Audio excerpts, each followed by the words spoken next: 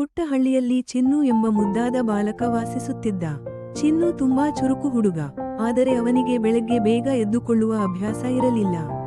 ಅವನು ತಡವಾಗಿ ಎದ್ದ ಕಾರಣ ಶಾಲೆಗೆ ಸಿದ್ಧವಾಗಲು ಒಂದು ದಿನ ಚಿನ್ನುವಿನ ಅಜ್ಜಿ ಅವನನ್ನು ಹತ್ತಿರಕ್ಕೆ ಕರೆದಳು.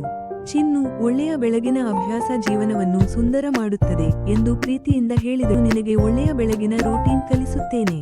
ಮುಂದಿನ ದಿನ ಬೆಳಗ್ಗೆ ಸೂರ್ಯೋದಯವಾಗುವ ಮುನ್ನವೇ ಅಜ್ಜಿ ಚಿನ್ನುವನ್ನು ಎಬ್ಬಿಸಿದಳು. ಹೊರಗೆ ಹಕ್ಕಿಗಳು, ಮೊದಲು ಹಾಸಿಗೆಯನ್ನು ಸರಿಯಾಗಿ ಮಡಚು ಎಂದಳು ಅಜ್ಜಿ. ಚಿನ್ನು ತನ್ನ ಹಾಸಿಗೆಯನ್ನು ಚೆನ್ನಾಗಿ ಮಡಚಿ ಇಟ್ಟನು. ನಂತರ ಹಲ್ಲು ತೊಳೆದು ಮುಖ ತೊಳೆದು ಸ್ವಚ್ಛನಾದನು. ಆಮೇಲೆ ಚಿನ್ನು ಸ್ವಲ್ಪ ವ್ಯಾಯಾಮ ಮಾಡಿದ್ದ. ಅವನು ಕೈಗಳನ್ನು ಚಾಚಿ ಜಿಗಿದು ಆಳವಾಗಿ ಉಸಿರೆಳೆದನು. ವ್ಯಾಯಾಮ ಮಾಡಿದ ನಂತರ ಅವನಿಗೆ ತುಂಬಾ ಚೈತನ್ಯವಾಯಿತು. ನಂತರ ಅಜ್ಜಿ ಅವನಿಗೆ ಬಿಸಿ ಹಾಲು ಮತ್ತು ಆರೋಗ್ಯಕರ ಉಪಹಾರ ದಿನದ ಶಕ್ತಿ ಕೊಡುತ್ತದೆ ಎಂದು ಅಜ್ಜಿ ತಿಳಿಸಿದಳು. ಉಪಹಾರವಾದ ನಂತರ ಚಿನ್ನು ತನ್ನ ಶಾಲಾ ಬ್ಯಾಗ್ ಪರಿಶೀಲಿಸಿದನು. ಪುಸ್ತಕಗಳು, ಪೆನ್ಸಿಲ್, ನೀರಿನ ಬಾಟಲ್ ಎಲ್ಲವನ್ನೂ ಸರಿಯಾಗಿ ಇಟ್ಟನು.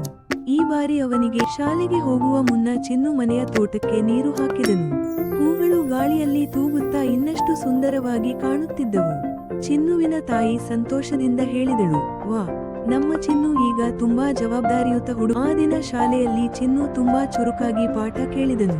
ಶಿಕ್ಷಕರ ಪ್ರಶ್ನೆಗಳಿಗೆ ಸರಿಯಾದ ಉತ್ತರ ಕೊಟ್ಟನು. ಶಿಕ್ಷಕರು ಅವನನ್ನು ಹೊಗಳಿದರು. ಸಂಜೆ ಮನೆಗೆ ಬಂದ ಚಿನ್ನು ಅಜ್ಜಿಗೆ ಹೇಳಿದನು, ಅಜ್ಜಿ, ಬೆಳಗಿನ ಒಳ್ಳೆಯ ಅಭ್ಯಾಸಗಳು ನನ್ನ ದಿನವನ್ನೇ ಸಂತೋಷಕರ ಮಾಡಿವೆ. ಅಜ್ಜಿ ನಗುತ್ತಾ ಹೇಳಿದಳು, ಒಳ್ಳೆಯ ದಿನ ಒಳ್ಳೆಯ ಬೆಳಗ್ಗಿನಿಂದಲೇ ಆರಂಭವಾಗುತ್ತದೆ. ಆ ದಿನದಿಂದ ಚಿನ್ನು ಪ್ರತಿದಿನ ಬೇಗ ಎದ್ದು ಸ್ವಚ್ಛತೆ ಪಾಲಿಸಿ ವ್ಯಾಯಾಮ ಮಾಡಿ ಆರೋಗ್ಯಕರ ಉಪಹಾರ ತಿನ್ನಿ ಶಾಲೆಗೆ ಸಮಯಕ್ಕೆ ಹೋಗುತ್ತಿದ್ದ. ಒಳ್ಳೆಯ ಬೆಳಗಿನ ಅಭ್ಯಾಸಗಳು ಆರೋಗ್ಯ, ಸಂತೋಷ ಮತ್ತು ಯಶಸ್ಸಿಗೆ ದಾರಿ ತೋರಿಸುತ್ತವೆ.